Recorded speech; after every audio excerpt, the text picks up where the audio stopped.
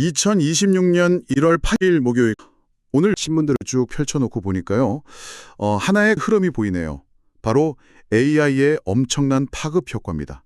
한쪽에선 인공지능이 산업 한도를 바꾸는 수준을 넘어서 뭐랄까 거의 모든 걸 빨아들이는 블랙홀 같아요. 근데 그 때문에 생기는 경제적, 지정학적 긴장감은 또 최고조에 달하고 있고요. 오늘은 스위스 다보스의 아주 고상한 토론장부터 라스베거스의 그 번쩍이는 기술 박람회, 그리고 서울의 아파트 시장과 서해에 보이지 않는 국경선까지 이 모든 것들이 어떻게 하나의 이야기로 연결되는지 그 실타래를 한번 풀어보겠습니다. 네. 오늘 이야기는 기술이 현실 세계의 힘의 균형을 어떻게 바꾸고 있는가에 대한 이야기가 될 겁니다. 특히 흥미로운 건요. 기술이 처음 나왔을 때 그 막연한 기대감 있잖아요. 그걸 넘어서 이제 본격적으로 우리 사회에 확장되면서 나타나는 아주 구체적이고 때로는 좀 고통스러운 문제들이 수면 위로 떠오르고 있다는 점입니다.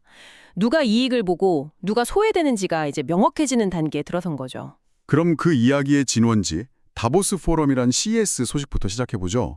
작년까지만 해도 생성형 AI라는 게 그냥 와 신기한 기술이다 이 정도였다면 올해 다보스의 핵심 주제가 AI 확장, 이제 어려운 부분이 남았다고요. 이건 뉘앙스가 좀 다른데요. 뭐랄까 파티는 끝났고 이제 설거지를 해야 한다 이런 느낌이랄까요? 정확한 비유입니다. 엑센추어, 아람코, 비자 이렇게 전혀 다른 분야의 글로벌 기업 CEO들이 모여서 하는 이야기가 바로 그 설거지에 대한 거예요. 이 좋은 기술 우리 산업에 적용하려니까 돈은 얼마나 들고 기존 인력은 어떻게 교육해야 하나 이 엄청난 데이터를 다 어디서 구하지? 이런 현실적인 고민들이 막 터져나오기 시작한 거죠. 마이크로소프트의 사티아 나델라 CEO도 단순히 우리 코파일럿 좋아요가 아니라 이걸 도입한 기업들의 생산성에 구체적으로 어떻게 변했는지 그 성과를 이제 증명해야 하는 단계에 이른 겁니다. 잠깐만요. 근데 다보스에서는 세계적인 리더들이 모여서 AI의 위험성이나 일자리 문제 같은 거대 담론을 논의하고 있잖아요. 유발 하랄이나 요슈아 벤지오 같은 석학들이 인간 수준의 인공지능, 그러니까 AGI가 가져올 디스토피아를 경고하고 있고요. 그런데 바로 그 시각에 라스베거스 CES에서는 엔지니어들이 온갖 AI 제품들을 쏟아내고 있단 말이죠. 이 두 세상은 서로 소통을 하고 있는 건가요? 엄청난 괴리감이 느껴지는데요. 바로 그 지점이 오늘 이야기의 핵심입니다. 그 괴리 자체가 지금 우리가 목격하고 있는 현실이죠. 다보스 철학자들이 인류의 미래를 걱정하는 동안 CS 엔지니어들은 그 미래를 지금 당장 제품으로 만들어내고 있어요. 예를 한번 들어볼게요. 어떤 중국 회사는 그냥 QR코드를 쳐다보기만 해도 결제가 끝나는 AI 안경을 내놨고요. 다른 곳에서는 손가락에 낀 반지 하나로 모든 스크린을 조작하는 기술을 선보였어요. 이런 건 편리함의 문제죠.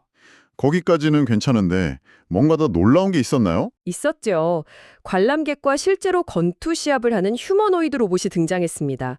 중요한 건 이 로봇이 맞고 넘어졌다가 잠시 비틀거리더니 스스로 일어났다는 겁니다.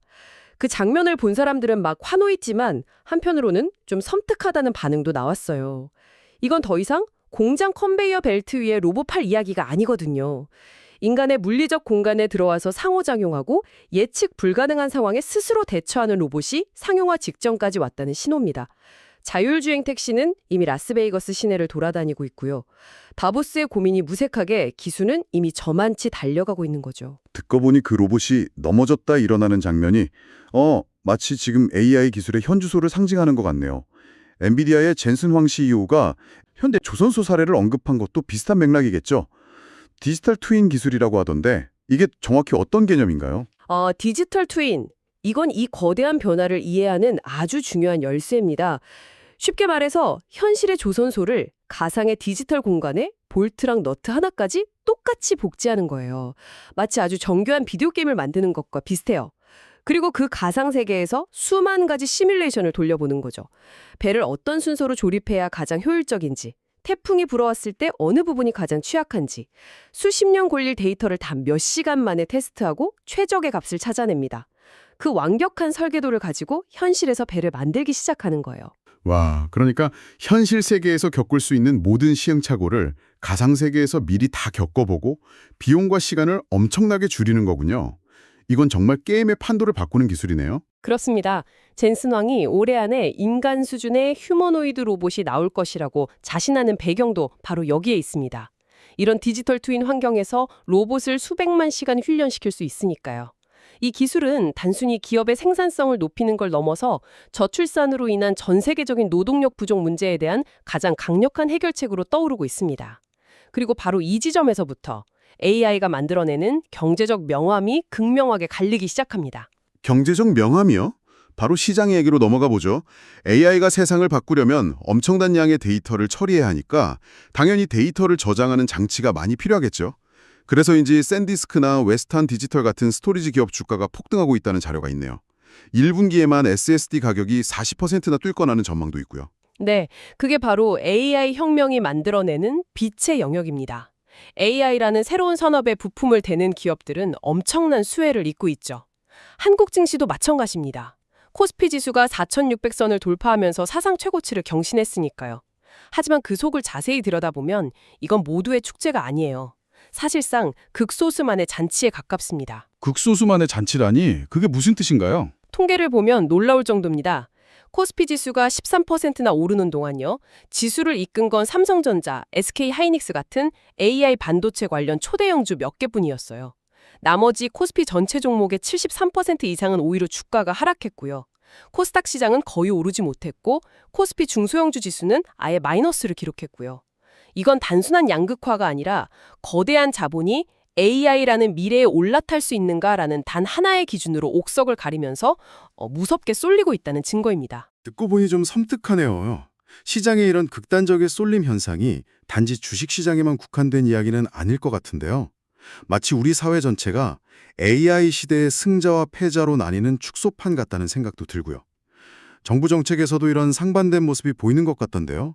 한쪽에선 장기 주식 투자자에게 세금을 깎아주겠다고 하고 다른 한쪽에선 빚더미 않는 사람들을 구제해주겠다는 정책이 동시에 나오고 있잖아요. 정확히 보셨습니다. 이 두 정책은 단편적으로 보면 상관없어 보이지만 사실은 승자 독식 경제라는 동전의 양면이거든요. 한쪽에서는 똘똘한 한 종목에 투자해서 자산을 불리는 사람들을 지원하고 다른 한쪽에서는 그 경쟁에서 뒤처져서 빚을 감당 못하게 된 사람들을 위한 사회 안전망을 만드는 거죠. 이번에 확대된 청산형 채무조정 제도가 대표적입니다. 기초수급자 같은 취약계층이 진 빚이 5천만 원 이하라면 3년 동안 원금의 5%, 그러니까 250만 원만 갚으면 나머지 4,750만 원을 탕감해 주는 겁니다. 95%를 탕감해 준다니? 와, 정말 파격적이네요. 물론 절박한 분들에게는 한 줄기 빚이겠지만 어차피 안 갚아도 된다는 도덕적 해이를 부추길 수 있다는 비판도 만만치 않겠는데요? 당연히 그렇습니다. 그래서 이 제도는 우리 사회가 얼마나 큰 압력에 직면해 있는지를 보여주는 바로미터이기도 해요. 이런 부작용을 감수하면서까지 제도를 확대해야 할 만큼 한계 상황에 내몰린 사람들이 빠르게 늘고 있다는 반증이니까요. 그리고 이런 쏠림과 괴리 현상은 우리가 매일 마주하는 부동산 시장에서 가장 적나라하게 드러납니다. 아, 강남 아파트 전세가율이 역대 최저인 37.59%를 기록했다는 그 소식이군요. 전세가율이 매매가 대비 전세가의 비율이니까 이게 낮다는 건 매매가랑 전세가 격차가 그냥 하늘과 땅 차이로 벌어졌다는 뜻이잖아요. 맞습니다. 강남의 20억짜리 아파트 전세가 7억 원대라는 건데 이건 단순히 집값이 비싸다는 차원의 문제가 아니에요. 여기서 우리는 앞서 본 주식시장과 똑같은 현상을 발견할 수 있습니다.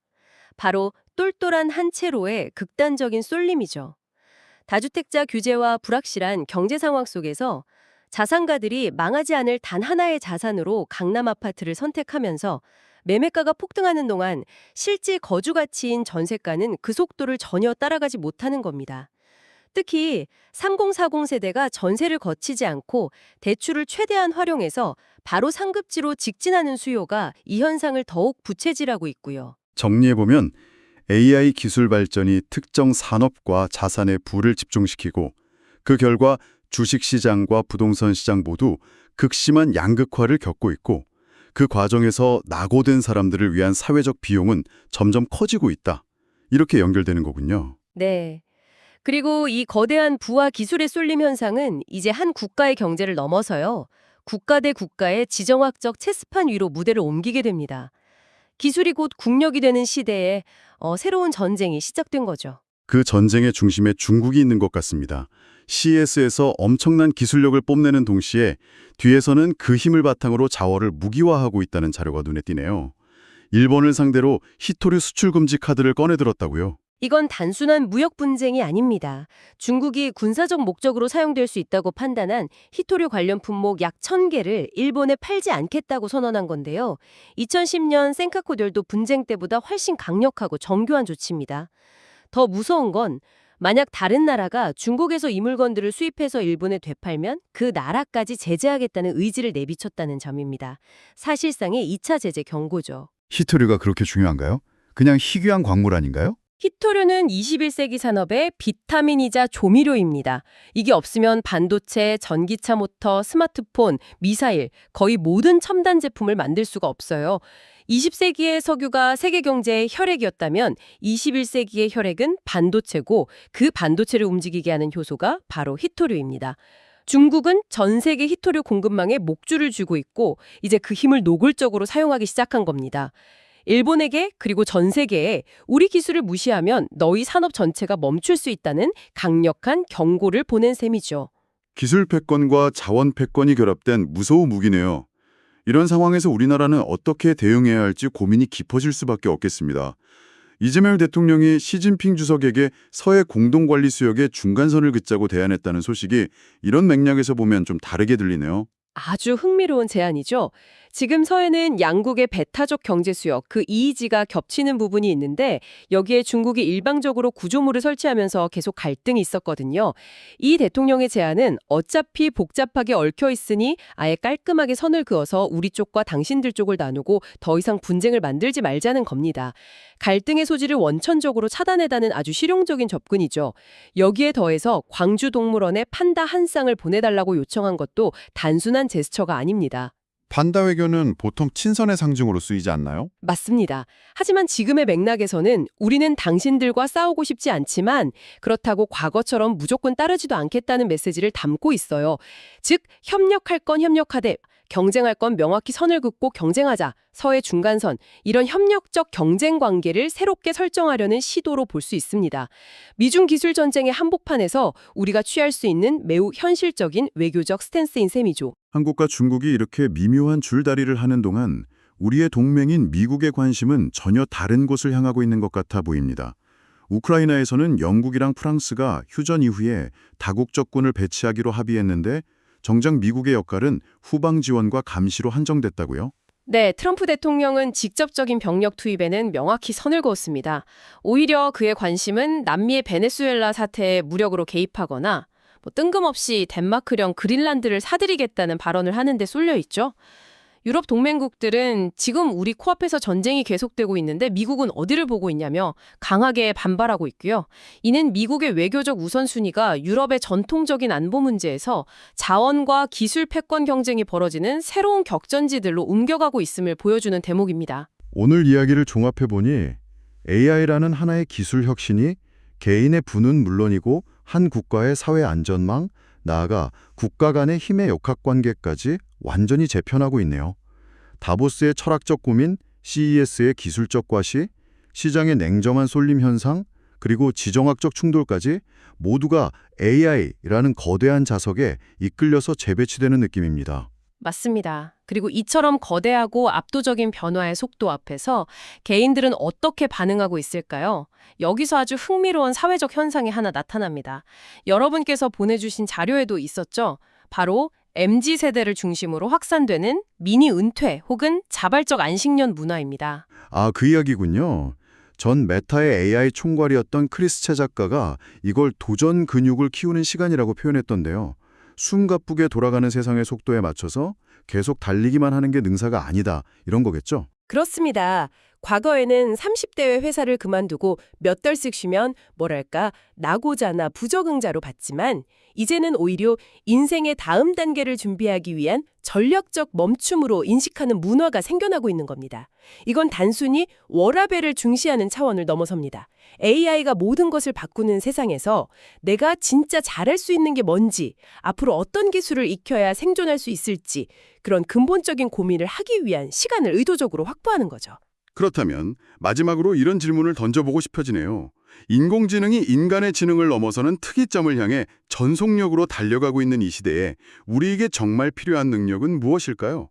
이 변화의 속도에 뒤처지지 않기 위해 새로운 기술을 더 빨리 배우는 능력일까요? 아니면 이 모든 변화의 의미를 제대로 소화하고 나만의 방향을 설정하기 위해 의도적으로 멈춰서서 자신을 재설계할 줄 아는 멈춤의 기술일까요?